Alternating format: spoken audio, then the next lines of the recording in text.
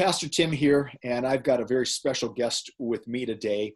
One of the promises that I made to you when right after the killing of George Floyd was that we were going to continue to talk together about racism and what it means for us as community of grace to do our part in changing that storyline together.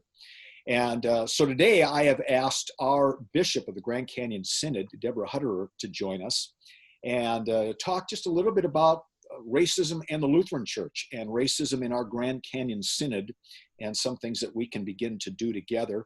And so Deborah, first of all, thanks so much for joining us. Really an honor to have you with us today. Thanks, it's good to be here. Now, you and I both have some experience with Minneapolis, and I know you went to school not too far from where a lot of this stuff happened with George Floyd and then the riots afterwards. As you were watching all of that on TV and picturing in your mind where these places were, what was going through your heart and soul in those moments? You know, it really was a personal thing because I have walked those streets. And a part of my, it wasn't just the going to Augsburg University, so it was in that neighborhood, but it's also that prior to my coming to Arizona, I served as the executive director of faith in the city. And that was a collaborative between Lutheran organizations like Lutheran Social Service of Minnesota and Augsburg Fairview Hospital, Luther Seminary, Augsburg University, and the synods of Minneapolis and St. Paul and Thrivent. And we partnered together to serve for serving underserved neighborhoods. And a big part of our work was in that neighborhood in South Minneapolis. And then the other large part of our work was in North Minneapolis. And so I think there was a part of despair, of wondering, what were we really doing? And has it made, and it didn't seem to have made any difference. Yeah, that's hard. And I think a lot of us probably feel that way, where especially those of us who are white and we're so unaware of the undercurrent of racism, we think, well, we've made this progress. We had the civil rights thing, then we had President Obama, and then suddenly we find out, man, this stuff is much deeper than we recognized. And I think both of us and others would say we've got a lot to learn and a lot to see. And I know that these are things that you've been thinking about both as a human being and now as a pastor and a bishop. What are some of the insights that you've had lately? Maybe some things that have been new for you when you look at racism, or things that you've been reminded of that you're learning right now? You know, I was reminded of some of the work that I did in the Twin Cities area and some of that came with me as I came to Arizona. So, for example, when I was interviewing for positions for call before I came to Arizona, one of the things that was really important to me is that I would be in a place that would offer some kind of cultural diversity and ethnic diversity. And as I interviewed with various congregations, I continued to look and see how white we are. And I interviewed in places like Wisconsin and Iowa and Illinois and Texas. And it was when I came to Lutheran Social Services and I saw just the refugee population actually added a lot of diversity. So that's one piece, is just remembering how our own institutions can be not reflective of the communities that we're living in, the neighborhoods where we are, the workplaces that we are. Yeah, go ahead. Well, then so I would say that's one place of just kind of being aware. And then I think the other is, for me, a new learning that I had. So I've done a lot of work and training actually around anti-racism for congregations, and at Augsburg University, I was on a team that was offering training for faculty and staff. But my new learning was that when I wake up in the morning, I really never stop to think about the color of my skin. And I don't know why I'd never thought of that before, but that awareness just was something that was right in front of me. And so I'm kind of embarrassed to say I hadn't really ever thought about it before. And I think that's such a great picture metaphor for that phrase white privilege, which has thrown so many white people off who think of white privilege as being raised with the silver spoon. And that's not what we're saying at all. It's a very different reality that we may go through challenges in life, but the color of our skin isn't one of those challenges. That's white privilege. That's exactly right. And so we can personalize this, but really it's about a system that's in place that has really given those, especially Northern Europeans who have come to the United States, the privilege of acclimating, because they can, if you're white, you can kind of just meld into whatever the culture and society is. So we now, we are one of the whitest denominations in the country, the Evangelical Lutheran Church in America. Mm-hmm. And, you know, we've for years have talked about this issue. And so we've had such a hard time sort of breaking out of that, which tells us that there's some systemic things in place. What are some of the things right now that the Grand Canyon Synod is doing to address this issue? And then broaden it out, if you would, to the Evangelical Lutheran Church in America. Yeah, I'd say that the Grand Canyon Synod, I've always had, since I've arrived in Arizona and Nevada in this Grand Canyon Synod, I'm aware of the rich diversity that we have.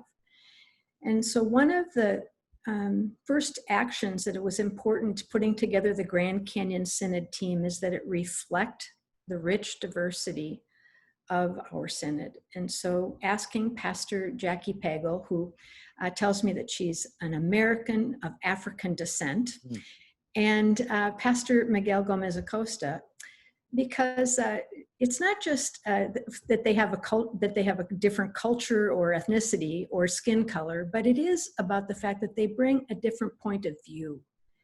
And so when we have conversations about mission and ministry, we can have I think, a broader sense with the voices that are coming to the table. Then I think the second area that the Grand Canyon Synod has focused on is, in our strategic plan, we've talked about radical hospitality and what that really means, and how do we live that out. So as we talk about our mission is to communicate the love of Jesus, to connect diverse people, and to create new ways of being. And as we've been looking at those places of being grounded, that has us looking around at our neighborhoods and looking at how we aren't necessarily reflecting the rich diversity in our churches. And I think it's also about having experience and relationship. And so last year, the deans and the Synod Council had a retreat where we went to the border. And we had an immersion experience where we crossed over into Mexico. We saw one of the ministries that we support with the Episcopal Church. It's called Cruzando Fronteras. And then we worshiped at Iglesia San Juan Bautista with Pastor Mateo Chavez. And in the debrief time, I had people who said to me, "I'm so glad I came. I wasn't going to come because I was afraid that I would see gangs and drugs, and I would see, and there would be all kinds of violence. But what I saw were families who were holding hands, visiting the cemetery, going out to eat, going shopping. It broadened my perspective on the world." Yeah.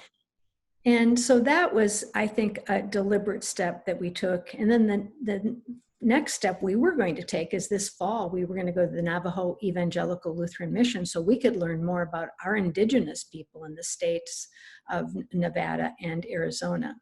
That has to be postponed for now.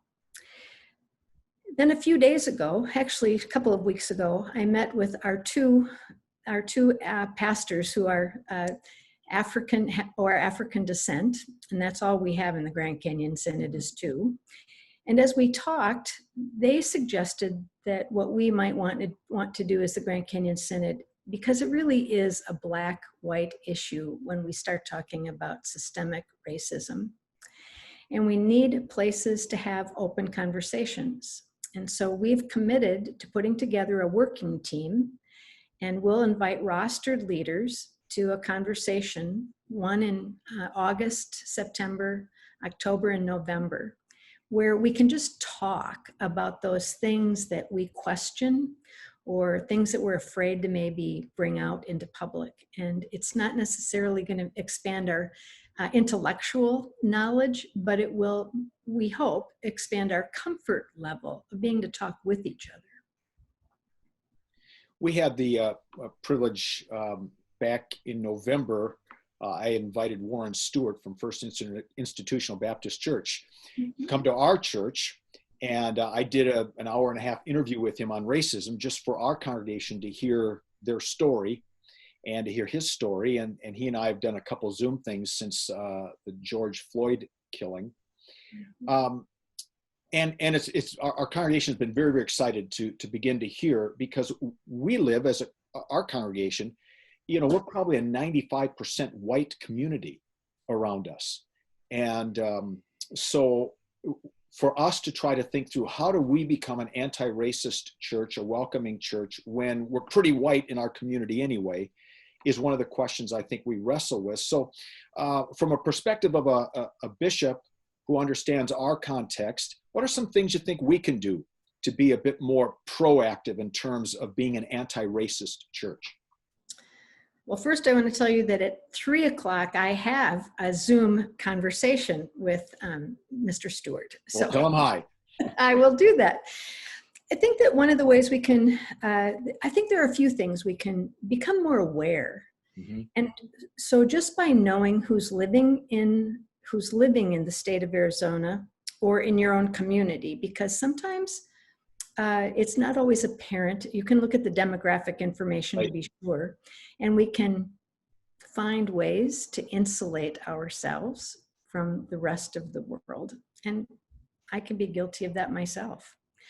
But we can learn to advocate once we know what the issues are, because oftentimes the bills and the legislation that's coming out of the state, so often we can make a difference for people of color by just knowing what some of those how we can provide access for others. I think we can have more conversations and challenge each other. That it's okay, not in a challenging like you're right, I'm wrong, but how can we have conversations where we can explore some of those deeply held prejudices or biases that we never even thought about until we're in conversation with each other.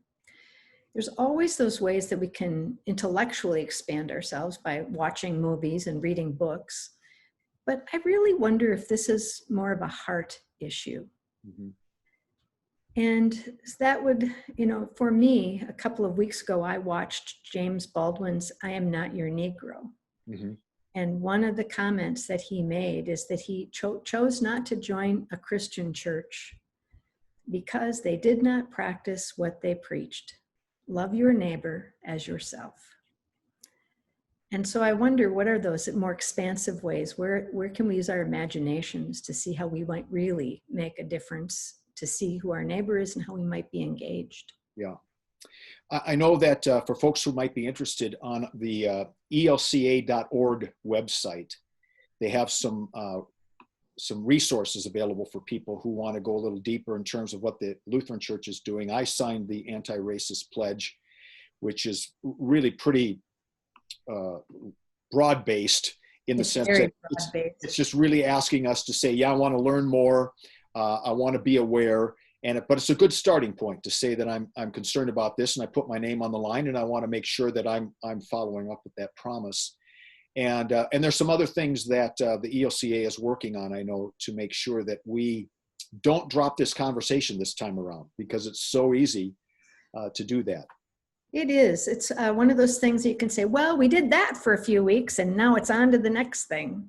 Yeah. But this has been around for such a, when you stop to think about how long and how deeply embedded this is into our system, that there's a lot of room for us to be engaged. Another way that we can be engaged is by through voter registration. I was talking with a retired pastor who told me that this is where he learned how many people are incarcerated, how many Black men have been incarcerated and unable to vote. Yes. It blew him away. And so again, how are we looking for reforms within our judicial system so that we are aware that that we've set up systems that really are unfair? Yes, and I think that's really such a helpful thing for us to hear in these days, that this is about systems, because it's really easy to take it personally and say, hey, I'm not a racist. It's the systems that every time we created opportunities for our friends of African descent to move ahead in life, then we set up more barriers, and it continues even on into 2020. And that's the system at work. Not necessarily mean-spirited people, although there are always mean-spirited people behind these systems. But a lot of it, Jan and I have been watching show after show. Almost every day we're watching something new, and we're just horrified that we didn't know this stuff, and embarrassed that we didn't know this stuff. And now that we see it, of course, it wasn't a part of our history, and we've missed it. When you say that, I think about some people know that I'm a late bloomer. I didn't start my secondary education until I was into my 40s, but I didn't know about Native American boarding schools. Mm-hmm. And when I learned and I read and I interviewed people who generationally had been affected by this, I was like, where have I been? Why did I not know about this?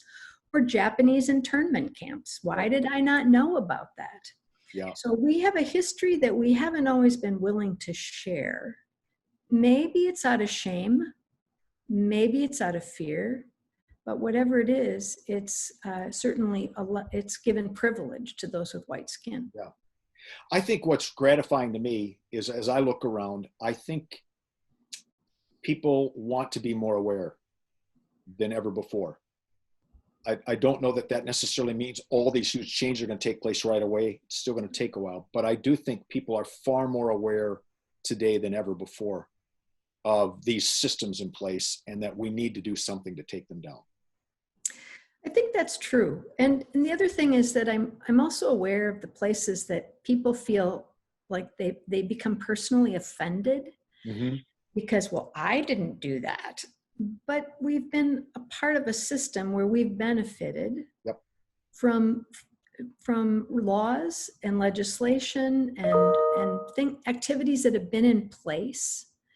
And so there is some place where I think we do need to confess and repent of how we have, and what do we say in our confession? For those things known and unknown. Yeah. Yeah. So I've got one final question for you. I'm going to put you on the spot. When do we get to open our churches up again? This is the definitive word now. This will be broadcast. Bishop Deborah Hutterer is giving us the date when our churches will open again.